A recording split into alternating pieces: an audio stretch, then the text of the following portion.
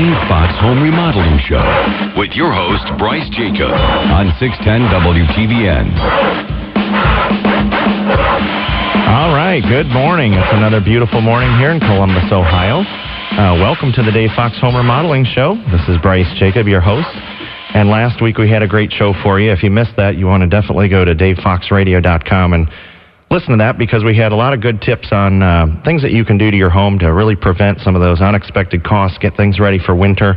A lot of you had great caller questions, and the hour just flew by. I couldn't believe how quickly it went because we had so many good caller questions, and we ended up getting a lot of email interest during the week, continuing those wonderful questions. And I prepared you this week that we're going to take more of your calls today on a different topic, though, relating to the outside, getting into the garden.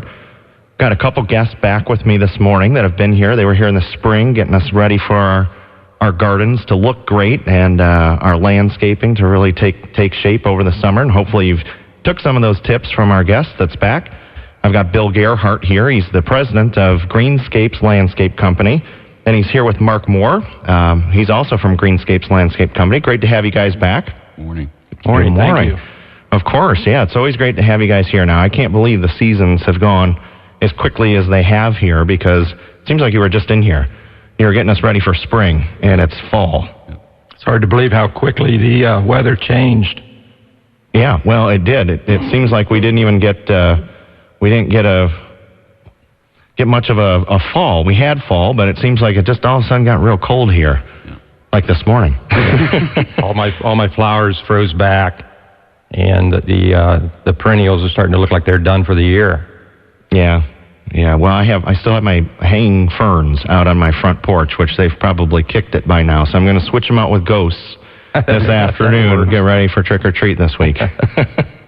So you guys, we've got a lot of things on tap here for today. I know there's a lot of good subject matter, and I'm going to throw the number out because we'll take your calls as soon as you want to dial in. So the number here is 821 WTVN or 821-9886. Outside the area, 800-610-9886. So one more time, 821-9886 or 800-610-9886. So feel free to give us a call, ask these guys any questions about getting your garden ready for winter here, which seems like it just came with the frost on the windshields and everything. And in the meantime, while we're waiting for you to hit us with your questions, guys, what's going on? What should we be thinking about right now? Well, it's still fall, and there's still a lot of time to plant trees and shrubs. A lot of people always ask us, hey, aren't you shutting down for the season? And really at Greenscapes, we're just getting going into fall. It's a great time to dig trees and shrubs. The availability is really good at your garden centers and through your local landscape contractor. So it's the reason it's a good time to plant right now, because you can get the plant in. The plant is dormant. It's not using energy. It's not using water right now as much, and you can get the plant in the ground, and it will still continue to grow roots even throughout the winter. And this is very important. So the plant, is ready in the spring, and it takes off, and you have a beautiful plant. Well, that's good to know, because my wife bought a whole bunch of boxwoods, and hopefully she's listening right now, that have been sitting out in front of our house. We've periodically been watering and have not planted. So I think I know what she can get started on this morning here once we get home from church. So if the doors are not, the locks aren't changed by the time I get home here. So hopefully we've got boxwood duty today. So that's good to know. How about grass? Can you plant grass seeds still? Or Dave, can I touch on that? With the evergreens, you do want to continue watering them until we do get a complete freeze, because they will have a tendency to dry out quickly. So you want to make sure that you keep them wet throughout the fall growing season until winter truly is here. Otherwise, you will end up with a brown, dead boxwood. So, well, that's good to know. And Mark is speaking as a true arborist, and he was a city forester for 30 years. Down in Bexley, isn't that correct? Okay. Yeah. Those of you that remember that from our spring show, yeah, you've got a good one there that knows an awful lot about trees. We talked a lot about the beetles and bugs that infest our trees in the spring. So and the trees have been under assault. You had the emerald ash borer wipe out all the ash. You've had the Imprellis damage from the herbicide that killed a lot of evergreen trees throughout our community. So there are a lot of people right now looking for replacement trees. And we might want to touch on that too, is what are some varieties of trees that are better, more carefree? Well, why don't I ask that question? What are some trees that are a better variety and carefree? I love it. The finger points to Mark here. Let the horser go. Here in the central Ohio area, just about any of the oak trees are very, very good trees to grow. We have quite a few platanus, the London planes, almost all the acers, which would be sugar maples, red maples, the Freeman maples. There's a whole laundry list of trees that you could grow here in Ohio that some people are willing to expand and try. I mean, there's Kentucky coffee tree, there's golden chain trees, there's Carolina helicia, which is the silver bell tree. Okay, so other than the fancy names of some of these trees, what are the benefits of some of these trees? There are anything from ornamental to full-size shade trees that just contribute lots of beauty, lots of diversity to central Ohio. So the more diverse you are, the less likely we are to have infestations of insects and things like that. So it's just important to look around your property this time of year as trees are going dormant. You're looking for storm damage to prune out. You're looking for insects that are trying to winter over. So it's a great time. I mean, these are things that we're doing at Greenscapes every day. If you live in an area where you have ornery deer, it's a good time to start thinking about protection as far as that. There's quite a few sprays that you can get at your garden centers. You can use corrugated plastic around younger trees so that the deer don't rub their antlers on them. Do they also chew the bark? They don't chew the bark. Okay. Typically, if you see bark chew, it's mice doing that, particularly lower around the mulch rings. If you have bark missing higher up, that's usually the bucks rubbing their antlers on the. So that's where, like, the corrugated plastic around the trunks. We protect all the trees at Greenscapes with corrugated plastic, so that they're ready to go when we're going out to do landscaping. So. Okay, Mark, a couple of the other faster growing shade trees people always want because they've lost a nice tree. Can you talk about, like, I know the maples grow fast. I particularly like Sienna Glen. And then some of the elms, there's probably 50 different varieties of elms. Elms are an extremely fast-growing tree. Maybe talk about a few varieties that you've seen and have used and like. Well, the lacebark elm is a phenomenal tree. It gives you great winter interest because of the desiccating bark. And the discoloration of the bark during the winter time, and then come springtime, you get this almost like it almost gives you a fall color in the spring when it leaves out because it has a reddish hue, and then they turn sharply green, and then again you turn around in the fall and you have that great fall color of yellows and reds. Probably my favorite tree out there is the shingle oak. It doesn't have much fall color, but the leaves hang on. They blow in the wind. It is a full-size shade tree with some dampled shade, but it has a phenomenal shape. Fast-growing oak. Will grow just about anywhere here in the central Ohio area. This is why I brought him, so he could use a term like dampled shade. Yeah, I don't even know what that is, but I want to try that shade. I don't even know what it is, but I'm going to plant a tree and look outside to see if I'm getting dampled shade. I want to put my hammock under dampled shade. It just sounds right. When you talk about dampled shade, what you're referring to is it a full shade tree where I have to stick with shade-loving shrubs and flowers, or is it something that has a little more open branch structure like the London Planes or the shingle oaks or the locust tree, where I can still plant some sun-loving shrubs and perennials that will still thrive throughout the entire season. So excellent. That's what dampled shade. All right. Well, that's good. I like the explanation, and thank you. I'm sure our listeners are like, okay, cool. I've had dampled shade all my life and didn't even know it. Well, on that note, we're going to take a real quick break, and when we come back, you want to stay tuned here because we're going to give you some of those tips of things that you can do just around the garden, some things with perennials, if there's bulbs that you have that you've planted or you're thinking of planting, whether it's the right time to do that. So stay tuned with us. We'll be right back. You're listening to the Dave Fox Home Remodeling Show. We'll be back after just a couple seconds here.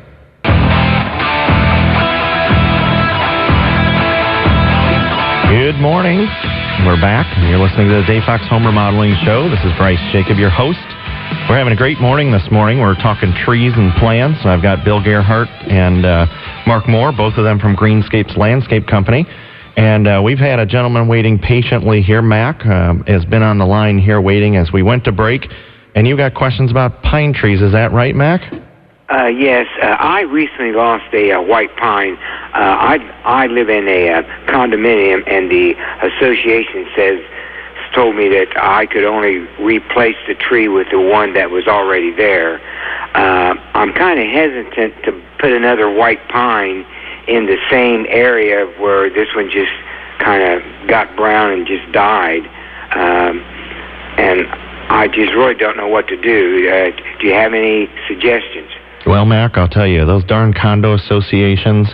Let's hear what Mark has to say. He's chiming up here. So what do you think, Mark? Mac, when that pine tree passed on, was it just like overnight? Did it look like it just died? Yes, it went fairly quick, but I got two other pine trees almost right beside them, and they're fine.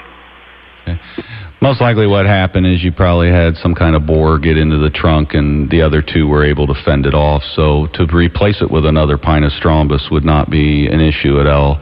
When you removed that one, you took all the issues with it. So what you could do is do a pH test in the soil just to make sure that there's no issues there. But other than that, you shouldn't have any issues. Great. How do you do a pH test, Mark? Where do you go to get Thank test you. kit? You can either go to a local garden center and get a test kit, or you can actually send out a soil sample to. There's a couple labs. There's CLC in Westerville, and then there's OSU Extension Service that you mail it into them. It's a nominal fee, and then within about 2-3 weeks they'll send you back your results, and then you'll know what your pH is, what other micronutrients are in the soil, and if it's actually a good location for those. But obviously, if you have two there that are thriving and doing well, it probably isn't a soil issue, but it was probably an insect problem or possibly even a disease. But like I said, when you remove the old one, you pretty much took all those problems with it. All right. Well, good. Well, thanks for answering that. And Mark, I've got a quick question for you just about the soil that we have in Central Ohio. Is this really good planting soil? I come from Charlotte, North Carolina, where I lived, and the soil's red. It's clay. You dig down about an inch, and it would be like trying to dig through pottery in many cases. So how does Central Ohio compare? Central Ohio soils we have about 3 distinct different soils. There are some loomy areas, particularly in the river zones. And then you get into the plateaus where the soil becomes clay, and it can become hard pan and drought conditions and things. But if you do the right soil conditioning, like this time of year is a perfect time. If you have a bad spot in your yard, take your mulched up leaves and grass and turn it into that soil and get it prepped for next year's plantings and things. It's fine. But pH wise, we're pretty well balanced. There are some areas that might be a little higher in acid, which is good for most trees and shrubs. But then if you're trying to grow grass, you actually want to have an alkaline soil. So that's the point of doing the pH test, is to see where it is. If it's a balanced soil, you can pretty much grow anything. If it's somewhere around 6.5, you're talking trees, shrubs, perennials. If it's 7 to 7.5, then you're talking grasses. So gotcha. Okay. Well, I just learned more this morning than I probably do in a week of work, so I might just take next week off here. There you go. So thanks. Let me throw that number out to you again. We're taking your calls this morning. It's 821-9886. Again, 821-9886 or 800-610-9886. I've got a question for you real quickly just about composting, because you mentioned, using some of the mulched leaves, etc. How do you create a good compost bed? Well, there's what do you put in it? A little bit of everything. I've heard throw banana peels in it, throw rotting fruit. A little bit of everything. Yeah. I mean, this time of year, when you're cleaning out your vegetable garden, you can put just about any of that in there. You want to add soils, you want to add manures so that it has a consistency breakdown. But it takes about 6 months to turn grass and leaves back into soil. If you have a light you can use a mulching mower just to do composting on your own yard. If you have just a few trees where they just get a light leaf cover, instead of raking those leaves off, just use a mulching mower, mow them back into the ground, because what happens is when you use a steel rake to rake your yard, you actually are removing soils and stuff, and you can be causing a whole other host of problems like surface roots and things like that, exposing large surface roots. A lot of people have silver maples in their yard, and I know you have two silver maples in your own yard. Well, I did. And they're gone now. They were firewood. Okay, well, they make great firewood. Yeah, that's the only plus. They can be a problematic tree in people's yards. They're extremely fast growing in this area. It doesn't mean they're a bad tree. It just means you have a little more work to do to them. You have to, as they get older, you have to prune them, be more diligent about looking for hollow cavities and things like that. But they can be a great tree, but at the same time they can be a detriment too as they get older. So, well, one of the things we loved about our neighborhood is, you've heard me mention this before, but I live in Riverly, which is part of Old Worthington, and silver maples everywhere. Everybody in their yard had these silver maples, and it's been over 10 years ago now that I moved in. And it was one of the things that kind of drew me to that neighborhood. I was like, I love all the big trees and all the shade that all the houses have. Well, it's a little different today, because in these last 10 years, it seemed like we hit that window where storms are just wiping these things out left and right. And so the silver maple, I'm going, I will never have a silver maple again, because they seem to break easily. Now, they've been there for over 100+ years. And of course, I say this to my wife. I'm like, wouldn't you know it? The window of time that these trees fall apart or break in a storm is while we're living here, and we have to clean up the mess. And now we're in that pickle of trying to figure out what do we replace, because provided so much shade to our entire house. Now our house is exposed to direct sun, and we're trying to get a rapid growing. So I liked hearing that just a few moments ago of some things you might recommend, but. Gosh, I could use any advice you could give on that one, because I hate the loss of the trees, and I'm looking for that shade. And I have a small maple in my yard that's growing, and that was planted years ago. But I got a long way to go, like a lot of my neighbors do. What we recommend at Greenscapes is, if you have a tree, like even just the ash trees, I mean, if you have an ash tree that hasn't been attacked yet, and you are being diligent as far as treating it and things like that, at some point in time that tree is going to succumb to the insect. So it's important to establish a new young tree that can replace that. And as that tree grows and your silver maples or your ash tree do succumb to death, then you have something in place that is able to take over and still provide that shade. So sometimes you got to plan ahead, and I know planning ahead for, 10, 20 years seems, kind of unusual, but in a garden, that's what it takes. So tell me, you haven't mentioned this tree yet, so I'm curious about it. Is the buckeye tree, because as we know, everyone in this town is just nuts for buckeyes. But what about the tree itself? It's our state tree. Is that a good tree to plant in a yard? I know they're messy. It's a phenomenal tree. I have two Fort McNair buckeyes in my own yard. The problem is there is a blight around. It will not kill the tree, but the blight does, unfortunately, in August, put it into dormancy a lot of times if the weather is right. The last couple of years, the leaf blight has come to take the leaves away in August, September. Tell us what a leaf blight is. Leaf blight is a fungal infection that unfortunately I'm sure at some point in time over the years just either came overseas with other things or just developed because of numeration of the number of trees. But it's still a phenomenal tree. So. Okay. A lot of these diseases, people, or even insect infestations, are really cosmetic, and people get concerned because they see, like a Japanese beetle chewing on a tree or something like that. A lot of times the insects are just, they're going to last a couple of weeks and they're going to go into another stage or disease that would defoliate the tree, but it doesn't mean that the tree is in any way threatened. It's just ugly. You lose the leaves are laying around. That's just bare. Now, does it have an earlier spring, or is it with everybody else? It has great flowers in the spring. Okay. Yeah, all the buckeyes do, I think. Yep, absolutely. They come into bloom late April, May, and then go into leaf, and Like the two I have in my yard are red flowering. There's pink flowering. There's white flowering.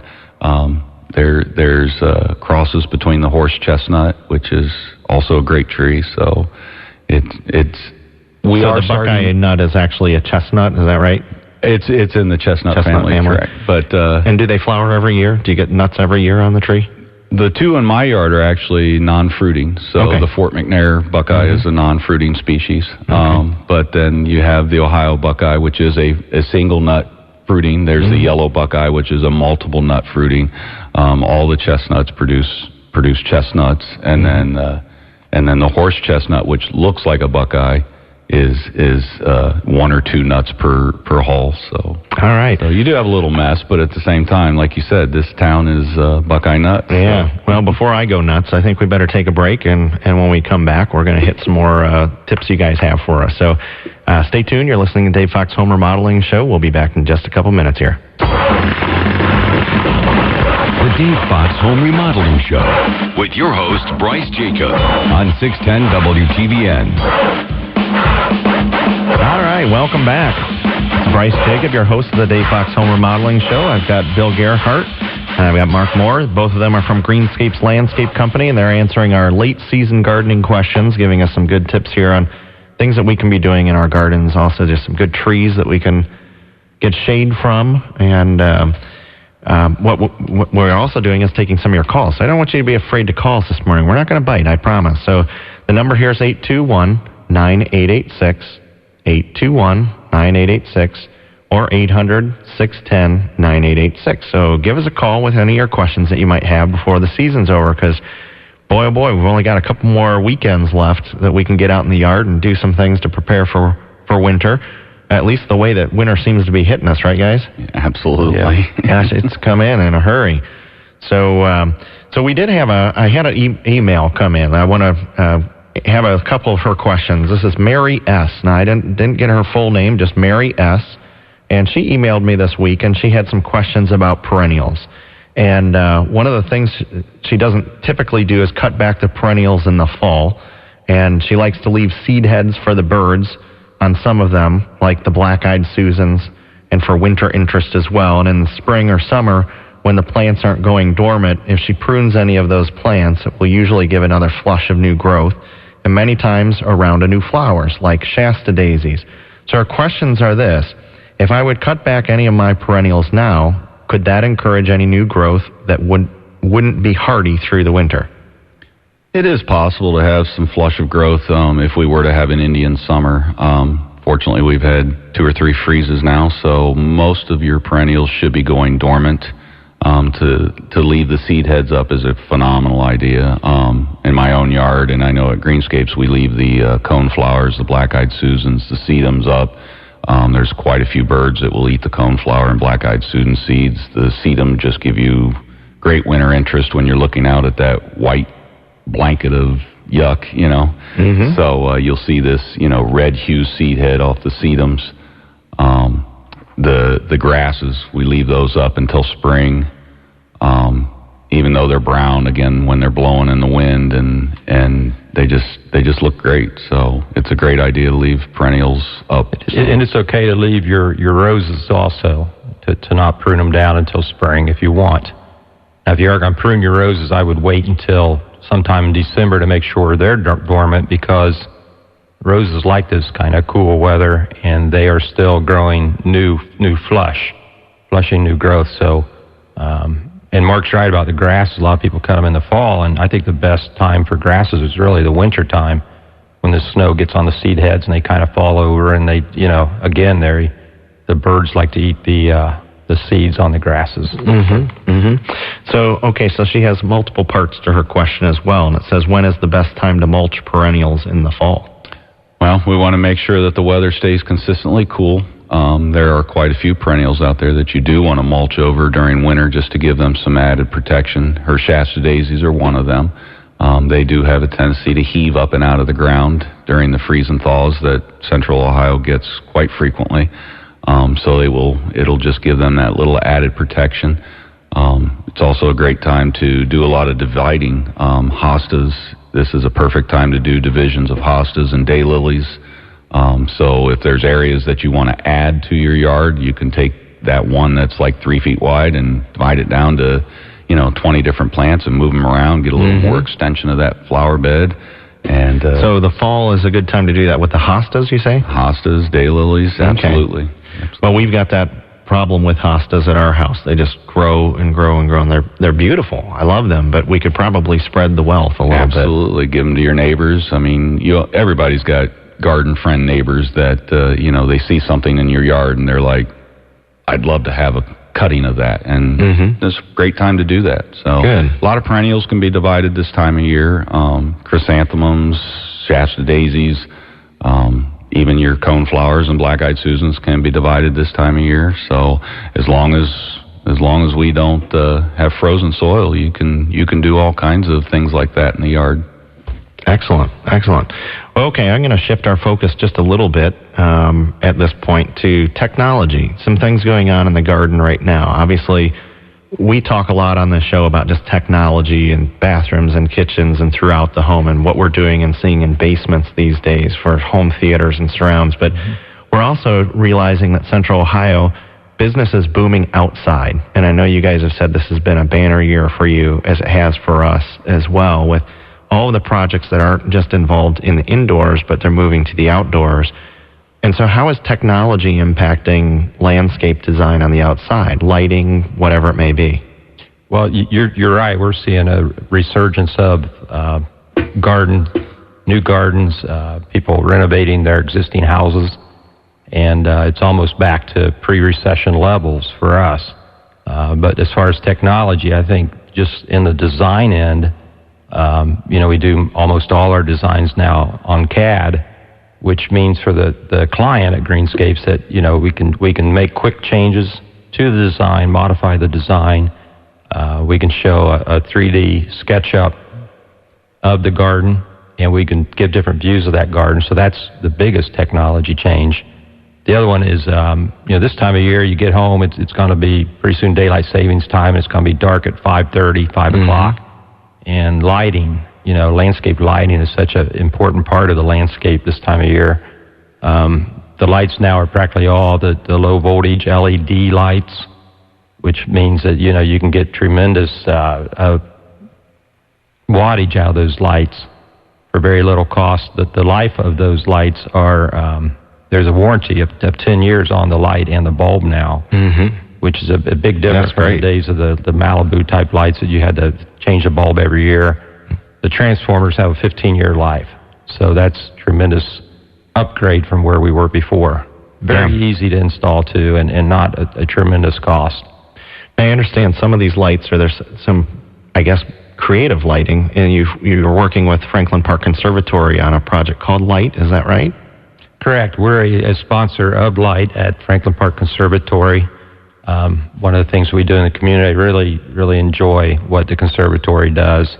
Light is by Bruce Monroe. He's a international lighting artist from the UK, and just has done a fantastic exhibit down at the conservatory. There's 10 different light installations, and they're spread out throughout the conservatory, throughout the indoor biomes. 2 light installations in the outdoor gardens in the courtyards. So you can go down there Wednesday, Thursday, and Friday night. It runs from 5 to 11 o'clock at night. And the cafe's open and the gift shop's open. There's a couple of Saturday nights coming open that are special engagements, and that's on the 9th of November and again on the 30th of November. So it's worth going down to see. It's very mystic. It's almost like a science fiction type thing. These are all fiber optic lights, and they change with computer animation. Excellent. Well, I want to talk more about that because obviously those are nighttime. You have to go see them at night. Correct. They're cool in the daytime too, but the night, of course, is the best. All right. Well, I'm going to switch to the phones real quick because we got a caller here. And, let's see who this caller and what they want. Hello, good morning. Well, good morning, sweetheart. How are you? Oh, boy, it's my wife. I must be in trouble. It's not because of that boxwood comment, is it? Well, I thought I'd weigh in on our work plan today. So obviously we're going to do some boxwood planting today. But I have a question about hydrangeas and pruning them. I missed the advice on should I prune them now or should I prune them in the spring? That's a good one for Mark to answer for you. Okay. It depends on the kind of hydrangea you have. There's two different kinds. Okay. There's a microphylla, and then there's the macrophylla. And the microphylla you do not want to prune this time of year, because you will actually remove the flower head. And then on the macrophylla, you can prune those this year. Those are typically your oak leaf hydrangeas, and the larger ones that are more shrub-like, and those you can prune now. I can. So it's they are limelight. So it's a microphylla. Okay. If you do absolutely need to do some pruning on it, do some light pruning, no more than half. Okay. It won't regenerate any new growth this time of year, but it should leave some of those flowering blooms on there. So if you're just trying to wrangle its size or something like that. So. Okay, great. Well, besides planting those boxwoods finally, we'll leave the hydrangeas alone and maybe split some hostas instead. There you go. That sounds like a good plan. Okay, well, thank you for calling. All right, thanks. All right, well, I can tell you from my blushing look I have, I don't get called sweetheart by many callers. So, and what a great morning this has been. Okay, well, I think we're going to go to a break real quick while I gather myself, and when we come back, we're going to wrap up with just a few more things that you guys want to talk about. Okay, so make sure you stay tuned, and when we're back, we're going to talk a little bit more about the garden. We'll have time for just a couple more calls. Maybe one of our other wives will call in.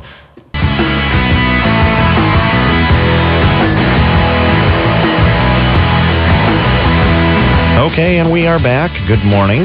This is Bryce Jacob, your host for the Dave Fox Home Remodeling Show. I've got a couple gentlemen from Greenscapes Landscape Company, President Bill Gerhardt and arborist expert Mark Moore. We've been talking about our gardens and getting things ready for winter here. So why don't you wrap things up with a few suggestions that you might have for getting our gardens ready for winter? Oh, my goodness, where do you start? In my opinion, this time of year is much busier than the spring, between putting equipment away and making sure tools are sharpened, leaves are out of the beds, not covering up perennials, letting insects and disease winter over, to making sure your compost pile is ready to go for next spring to add to the gardens. Just a whole laundry list of things, looking for broken branches and plants and trees that need to be pruned out so that tree is ready to go to bed for winter and ready to wake up in the spring and amaze you again. So one thing we do too at Greenscapes is it's almost time to start feeding the trees and shrubs. You don't want to feed them exactly now because you could spur some growth, but in November we like to go out and deep root feed the trees and the shrubs. And we use an injector type of equipment and use a liquid feed around the trees. You can also put fertilizer over the top in the mulch beds, kind of stir up the mulch a little bit, but follow the instructions. Don't put too much fertilizer down because that can damage also.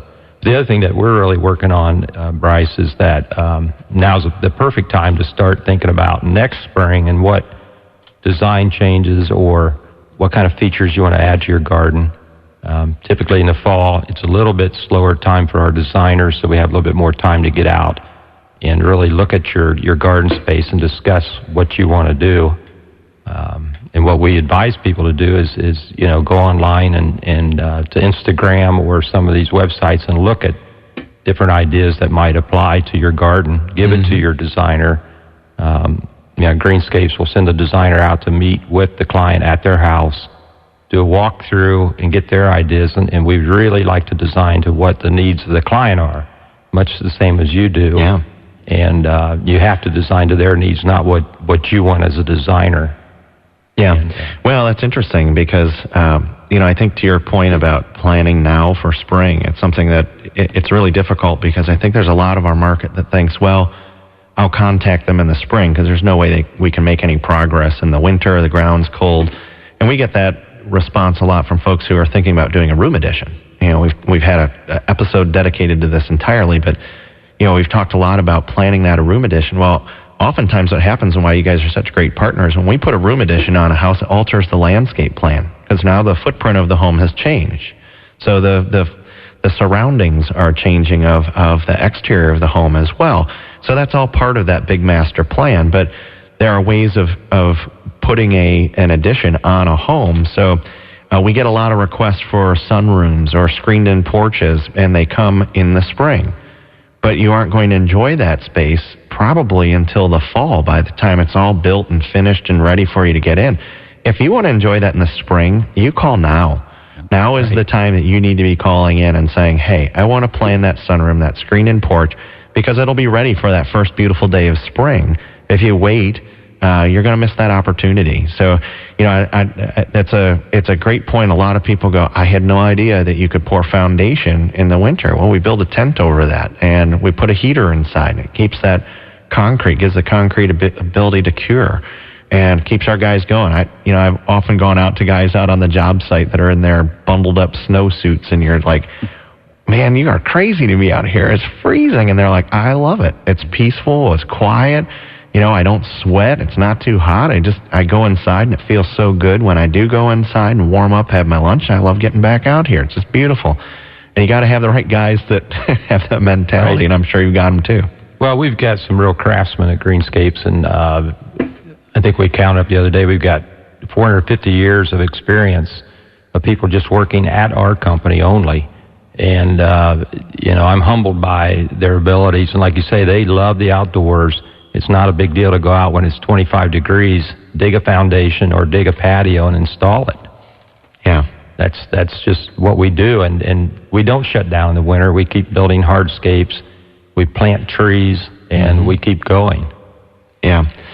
Well, that's important. We've got to keep our crews going, and business has just been terrific for us. This talk I hear in the media about the economy taking a dip is it's a head scratcher to me, because I'm really watching consumers, the behavior. They're really on board with doing projects indoors and out. It's been one of the best years we've had on record.